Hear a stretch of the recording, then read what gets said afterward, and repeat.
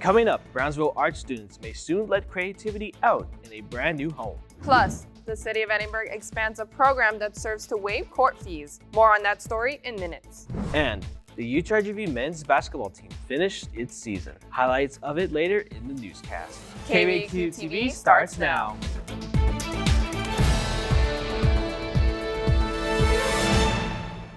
Hello, vaqueros. Happy Monday. I'm Juan Carlos Marquez. And I'm Desiree Villanueva. This is the 8th spring edition of KVAQ-TV. Today is Monday, March 10th. And at the top of the newscast, a new art facility is coming to the Brownsville campus soon. Our reporter Victor Ortega with more on its current renovation status. I'm here at the site acquired by UTRGV from the Brownsville Independent School District, which will be turned into the Brownsville Visual Arts Complex. This new facility will host all curricular activities for the School of Art and Design and has a tentative opening date of January 2026. I'm so excited about a state-of-the-art facility for our art students and the work that they're going to do in this space. Painting, drawing, photography, along with the rest of the art and design programs will have a new home at the former Longoria Elementary, about a half a mile away from the student union. Dean Ward says the elementary school is an ideal fit for the arts as each branch will get its own space. We had small little buildings everywhere, and that's perfect for art because then you can isolate each studio. So your photography studio and your dark room is all in one building. You don't have to worry about it being next to ceramics where you're going to get clay dust and those kinds of issues. Last month, the University of Texas System Board of Regents approved the total project cost of $39 million. The Brownsville Visual Arts Complex will also feature a gallery open to the public for faculty and guest exhibitions. New parking spots for students and faculty will also be included, alongside a new route for Volts. They're designing the space so it looks like the buildings that are on Brownsville campus. So you may go through a neighborhood, but then you see the art building and you're like, oh, this is UTRGV. School of Art and Design lecturer Stephen Hawks comments the new space will allow Brownsville students to allocate more time to their craft. Well, one of the main things is they have to travel, and it's like 40% to the other campus for a degree in art. Design is even worse. It takes away so much time from the students that would otherwise probably be in the studio, so I think it would impact them really well.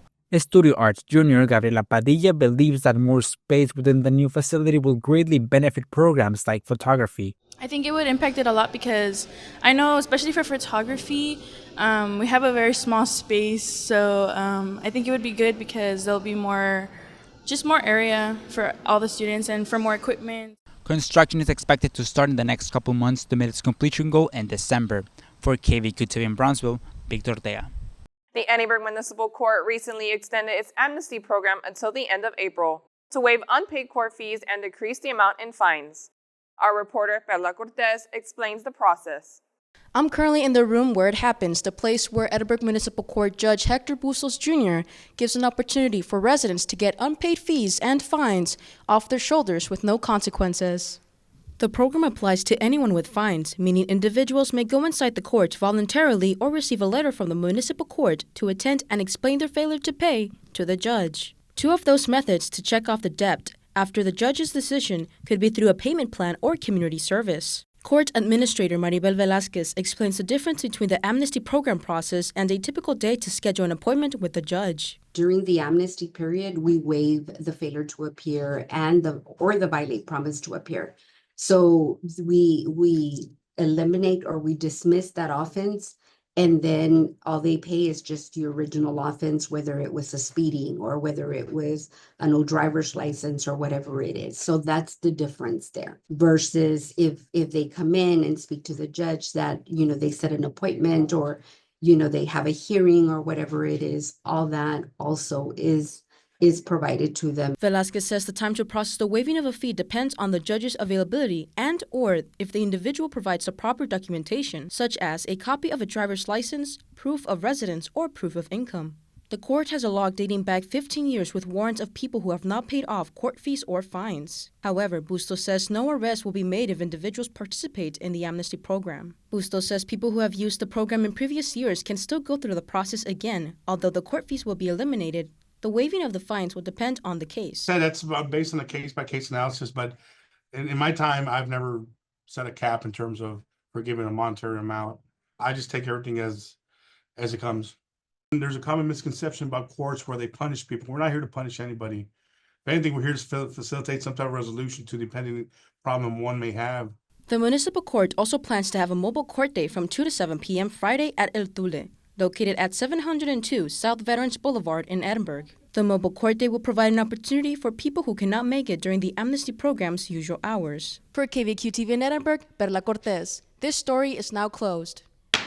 UTRGV is saying goodbye to Blackboard and is introducing a new platform. Jasmine Espinosa with the story. Brightspace is the new online learning platform that is coming to UTRGV this summer. The UTRGV Center for Online Learning and Teaching Technology, also known as COLT, is the support center that helps students and staff with online courses and programs at the university. COLT student assistant Teresa Molina says Brightspace is a new and advanced system that is easy to use. It's more accessible in a sense compared to Blackboard. On Brightspace, we are able to navigate easier, and instructors are able to basically not decorate, but overall just make their course more neat. Molina says with Brightspace, instructors will be able to have interactive, engaging, and fun classes. She says one of Brightspace's features is the ability to add HTML pages for instructors who are tech-savvy. I know students have a lot of difficulty with Respondus Lockdown Browser, so Brightspace actually has a link to download that Respondus Lockdown Browser app, so they won't be able to, go navigate back to the homepage, download it, and then go back to fighting their exams. UTRGV communication professor Gregory Selber says he has not interacted with the program, but is hopeful it'll be a learning experience for faculty and students. So that we can make the educational experience, as they say, more integrative, more flexible. And so it sounds to me like it's going to be a neat thing. As with any new technology, there'll be a learning curve for everybody. Brightspace, unlike Blackboard, lets users customize their homepage by adding a navigation bar and allowing them to pin courses at the top of their page. Mass Communication and Advertising and Public Relations sophomore Brandon Vela says he is excited about the Brightspace platform. I read that it'll allow for teachers to provide like an engaging system for their students. For students, I guess it depends on us, because it depends on how much we're going to engage into learning this new software. Molina says students and faculty can schedule an orientation to learn how to navigate the Brightspace platform. Brightspace links are posted on the Blackboard for faculty and students as a reminder to sign up for the orientation sessions. For more information on Brightspace, visit the UTRGV Center for Online and Learning and Teaching Technology website. For KVAQ-TV in Brownsville, Jasmine Espinosa. Looking to celebrate spring break early? Here's one way to get started. The Spring Break Luau will take place from noon to 2 p.m. Tuesday in the Music, Science, and Learning Center courtyard on the Brownsville campus, and from 11 a.m. to 1 p.m. Thursday on the quad at the Edinburg campus. There will be free drinks, music, and student organizations selling food, as well as campus and community vendors sharing safety tips for this spring break season. Looks like a good time. It sure does. Now for This Week in Sports. UTRGV's men's basketball wrapped up its 2024-2025 season last week with a tight win against Southeastern Louisiana. With just 1 second left on the clock, the Vaqueros secured the win after a missed shot from Southeastern. Redshirt junior guard Howie Fleming Jr. made the game-winning shot and scored the final 4 points in the Vaqueros' comeback win. He ended the game with 18 points and 7 rebounds. With 16 victories under his belt, UTRGV's men's basketball head coach Cahill Fennell made program history, tying Bill White for the most wins by a first-year head coach. Fennell speaks on the feeling of winning the last game of the season despite not making the conference tournament. Things didn't turn out that way. Ultimately, in a big picture, that's a disappointment, but I couldn't be more proud of these dudes as individuals and as a group. And similar to our season, the dudes that are out there, the dudes that are in this locker room, the staff that's in this locker room, as far as our assistant coaches, our support staff, they've been fighters, they've been connected. Just so proud of the group, you know what I'm saying? Even when it's ugly, even when it's hard, even when there's adversity, this group has just done everything that we've asked them to do. UTRGV also announced Fennell was named a finalist for the 2024-2025 Joby Hall Award.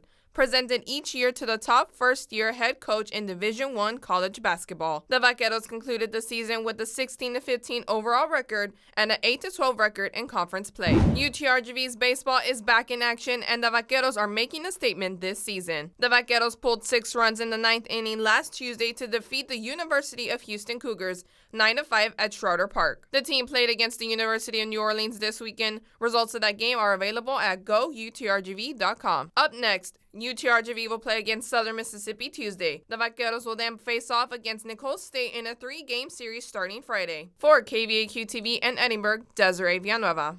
Thank you for joining us, Vaqueros. Watch us on VCast monitors and on social media. For KVAQ-TV in Edinburg, I'm Desiree Villanueva. And I'm Juan Carlos Marquez. Have a safe spring break. And a restful one. Fees up.